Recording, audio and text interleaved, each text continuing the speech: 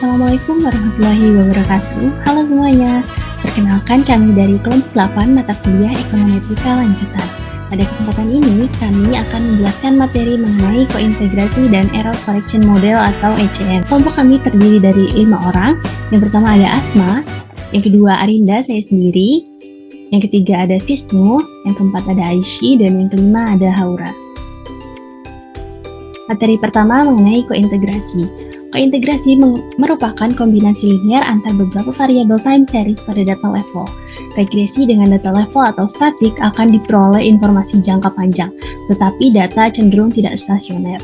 Umumnya data time series akan stasioner pada first difference, tetapi regresi dengan data seperti ini hanya menampilkan informasi jangka pendek. Uji kointegrasi merupakan bagian penting dalam perumusan dan pendugaan suatu model dinamis seperti error correction model atau ECM. Kointegrasi dapat dinyatakan sebagai uji terhadap hubungan keseimbangan atau hubungan jangka panjang antar variabel-variabel ekonomi seperti yang dikehendaki dalam teori ekonometrika. Konsep ini pertama kali diperkenalkan oleh peraih Nobel Robert Engel dan Cliff Granger pada tahun 1987 setelah ekonom Inggris Paul Newbold dan Granger menerbitkan konsep regresi Spurious. Uji kointegrasi mengidentifikasi skenario di mana dua atau lebih deret waktu non-stasioner terintegrasi bersama di sedemikian rupa sehingga tidak dapat menyimpang dari equilibrium dalam jangka panjang. Langkah-langkah pengujian kointegrasi menggunakan uji Engel-Granger, yaitu melakukan analisis korelasi, membentuk dan mengestimasi persamaan regresi, uji stasionaritas residual, dan menghitung uji Engel-Granger. Selanjutnya adalah uji kointegrasi dengan menggunakan metode Engel-Granger. Sebagaimana digagas oleh Engel-Granger, uji kointegrasi dilakukan untuk mengetahui apakah ada hubungan jangka panjang antar variabel pada data time series. Uji kointegrasi Engel-Granger dapat dijelaskan dengan memisalkan variabel xt dan yt masing-masing mempunyai derajat integrasi 1, sedangkan et didefinisikan sebagai residual dari suatu persamaan regresi linear sederhana antara xt dan yt. Uji kointegrasi Engel-Granger hanya dapat dilakukan jika pasangan data yang diuji menunjukkan stasioner pada level yang sama. Adapun persamaan regresi kointegrasi sebagai berikut. Di sini PXT adalah harga bulanan di pasar konsumen dan PYT adalah harga tahunan di pasar produsen. Bagaimana sih langkah-langkah pengujian kointegrasi menggunakan uji Engel-Granger? Yaitu yang pertama, menguji ada atau tidaknya unit root dalam variabel antara xt dan yt. Misalnya menggunakan uji augmented decay Fuller. Pada unit root harus sama dan bernilai D. Jika hipotesis adanya unit root ditolak, maka hipotesis adanya kointegrasi antar variabel juga ditolak. Yang kedua, mengestimasi persamaan regresi antara YT terhadap XT dan residual ET. Yang ketiga, menguji unit root pada residual ET yang diperoleh pada langkah 2. Jika hipotesis adanya unit root ditolak, maka dapat disimpulkan bahwa xt dan yt berkointegrasi. Selanjutnya, untuk data error T dilakukan uji stasionaritas menggunakan metode dan teknik seperti pada uji unit root pada tingkat derajat 0 atau level dan panjang lag 0 dengan hipotesis H0 di mana lambda sama dengan 0, artinya rangkaian residu persamaan kointegrasi ET adalah non-stasioner. H1 di mana lambda tidak sama dengan 0, artinya rangkaian residu persamaan kointegrasi ET adalah stasioner. Jika stasioner di level dan terkointegrasi, berarti ada hubungan jangka panjang. Jika tidak stasioner di level dan tidak terkointegrasi, tidak ada hubungan jangka panjang. Pengujian hipotesis adalah dengan membandingkan nilai statistik ADF test dengan nilai kritis Mackinnon pada tingkat signifikansi 1%, 5%, dan 10%. Jika nilai ADF test lebih besar dari nilai kritis Mackinnon, maka H0 ditolak, yang artinya kedua pasar terkointegrasi. Jika nilai ADF tes lebih kecil dari nilai kritis makin non, maka H0 diterima yang artinya kedua pasar tidak terkointegrasi.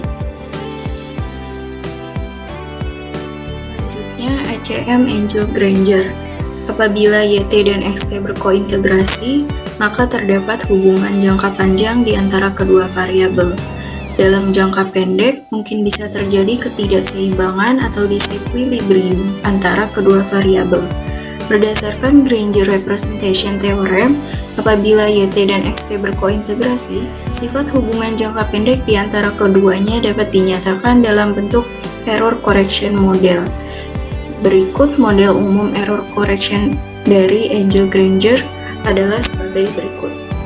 Berikut ini ada model umumnya, di mana EC itu kesalahan ketidakseimbangan atau disequilibrium error, sementara alpha 0-nya konstanta, alpha 1 koefisien jangka pendek, beta 1 koefisien jangka panjang, E-nya itu komponen error dalam model EC Angel Granger, kemudian alpha 2-nya itu koefisien koreksi ketidakseimbangan dalam bentuk nilai absolut, yang menjelaskan seberapa cepat waktu yang diperlukan untuk mendapatkan nilai keseimbangan. Kemudian untuk alpha 2-nya itu diasumsikan kurang dari 0 untuk memudahkan interpretasi model EC Angel Granger. Diasumsikan delta X sama dengan 0 dan error correction T-1 lebih dari 0, sehingga error correction T-1 sama dengan Y-T-1 beta dikurang beta 0 ditambah B1 X T-1 lebih dari 0, atau nilai dari YT-1 berada di atas equilibrium beta 0 plus beta 1 X T-1. Karena nilai alpha 2 kurang dari 0, maka alpha 2 error correction T-1 akan bernilai negatif. Demikian juga dengan delta Y, dengan kata lain, jika Y pada periode T-1 berada di atas equilibrium, maka nilainya akan turun pada periode waktu berikutnya, sehingga nilai error equilibrium ECT dalam model akan terkoreksi. Fakta tersebut yang menyebabkan model disebut sebagai error correction model. Jika error correction T-1 kurang dari 0, akan terjadi hal sebaliknya, yakni nilai dari YT-1 akan berada di bawah nilai equilibrium dan alpha 2 ECT-1 lebih dari 0 dan delta Y akan bernilai positif, menyebabkan naiknya nilai Y pada periode ke T. Model EC Angel Granger tidak akan mengalami masalah regresi lancung jika YT dan XT mengandung unit root, maka delta YT dan delta XT masing-masing akan stasioner. Jika Y dan T berkointegrasi, maka error equilibrium akan stasioner, sehingga variabel dependen dan independen di dalam model EC Angel Granger akan stasioner. Dengan demikian, metode OLS dan inferensi terhadap koefisien dengan uji T dapat diinterpretasikan seperti dalam model regresi biasa.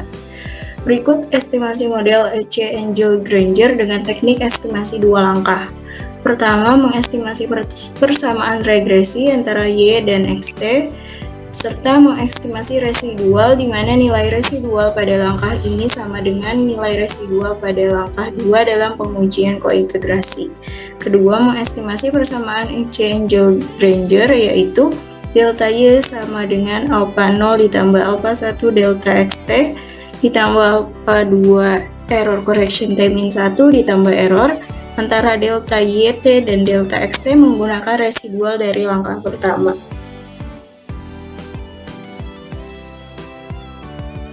Sekarang kita masuk ke bagaimana cara mengolah data dengan menggunakan metode ECM. Langkah pertama yaitu dengan melakukan uji stasionaritas, di mana dalam ECM ini seluruh variabel harus stasioner pada first difference. Di sini saya sudah memasukkan datanya ke dalam Evius dan kita akan melihat stasionaritas setiap variabelnya.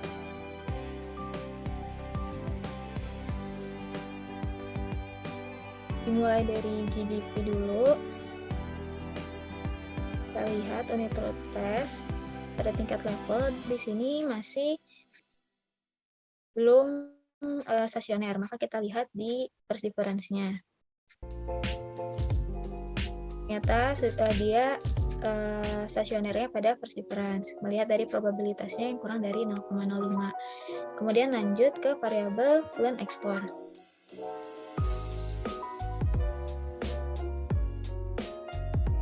Di sini pada tingkat levelnya itu masih lebih besar daripada 0,05 meskipun tipis. Dan di sini kita coba pada first difference, tentunya dia sudah lebih kecil dari 0,05. Berarti dia juga stasioner pada first difference. Lanjut ke learn import.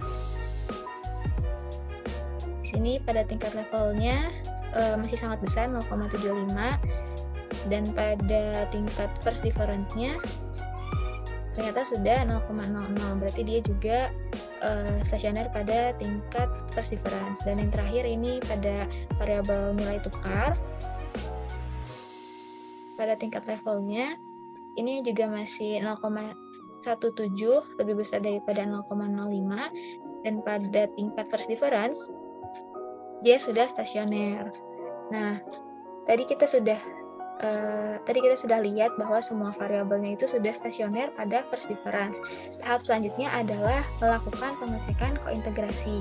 Nah, dalam menggunakan ECM ini, variabelnya harus terkointegrasi. Kalau enggak, maka harus menggunakan metode var first difference. Nah, cara untuk mengetahui apakah terkointegrasi atau enggak, yaitu dengan membuat model jangka panjangnya, kemudian nanti kita ambil residualnya, yang seharusnya residual ini dia stasioner di tingkat level. Nah, oleh karena itu kita bikin dulu estimate equation.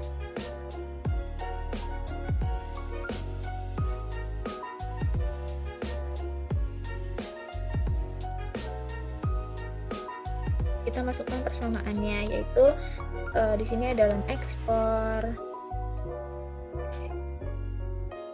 kemudian ada GDP, ada learn import, dan juga ada nilai tukar. Dan ditambahkan dengan C.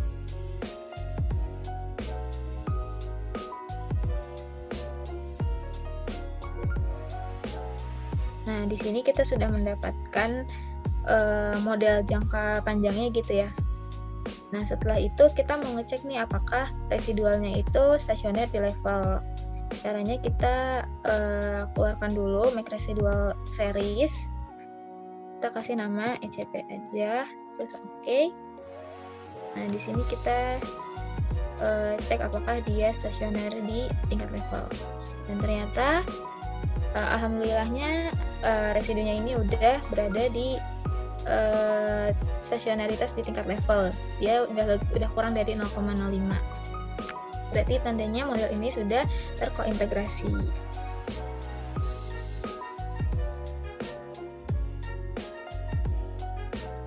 Nah, setelah sudah dipastikan seluruh variabelnya stasioner di first difference dan juga terkointegrasi, maka kita bisa membuat model umum untuk melihat jangka pendeknya. Caranya itu kita bikin lagi quick estimate equation. Kita masukkan variabel dalam bentuk first difference-nya dan menambahkan variabel ECT yang tadi, atau misal residu yang udah kalian buat gitu.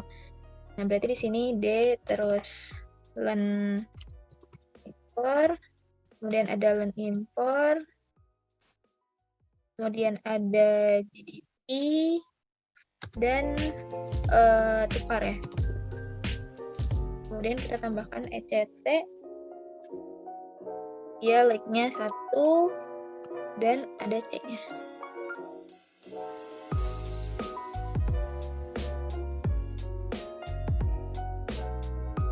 Nah, di sini kita udah dapat modelnya, model persamaannya. Nah, ini untuk melihat pengaruh jangka pendek. Nah, dari sini kita bisa ngelihat didapat nilai koefisien dari ECT tersebut itu minus 0,555113 ya, dengan probabilitas statistiknya itu 0,0022. Nah, nilai koefisien ECT ini itu menggambarkan kecepatan model untuk menyesuaikan menuju keseimbangan jangka panjang. Artinya, sebesar 55% model jangka pendek ini dapat dikoreksi menuju keseimbangan jangka panjang. Sementara, nilai tadi probabilitas tes statistik sebesar 0,00 ini menggambarkan bahwa Error correction term berpengaruh signifikan pada model, sehingga dapat dibentuk sebuah error correction model sebagai yang setelah ini kita akan buat, yaitu model ECM alternatif. Nah,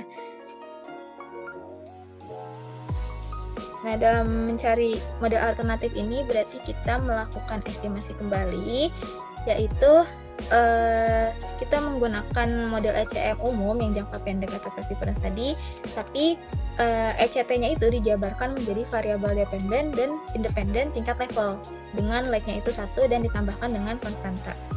Berarti di sini kita tulis lagi B plan export, B plan import, B GDP, B tukar. Kemudian tadi ECT-nya kita ganti dengan variabel dependen dan independen dengan like-nya 1.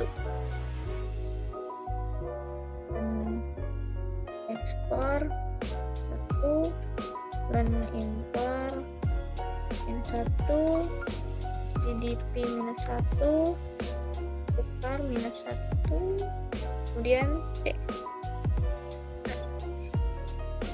Oke, dan di sini kita mendapatkan model alternatifnya. Nah, kalau sudah mendapatkan model alternatif, di sini kita bisa membandingkan pengaruh-pengaruh variabel dalam jangka pendek atau jangka panjang. Nah, terakhir nih, jangan sampai lupa kalau kita harus melakukan uji asumsi klasiknya. Nah, langsung aja dari pada model alternatif tadi ya. Di sini di view residual diagnostic kita cek dulu normalitasnya. Dan di sini kita bisa melihat probabilitasnya itu lebih besar daripada 0,05, menandakan bahwa model ini sudah terdistribusi normal. Kemudian kita cek juga autokorelasinya. Di sini ternyata dia juga lebih besar dari 0,05 yang menandakan bahwa dia terbebas dari autokorelasi. Terakhir, untuk heteroskedastisitasnya kita pakai brush pagan aja, dan di sini ternyata dia juga lebih besar dari 0,05 dan menandakan dia terbebas dari heteroskedastisitas. Terima kasih, sekian.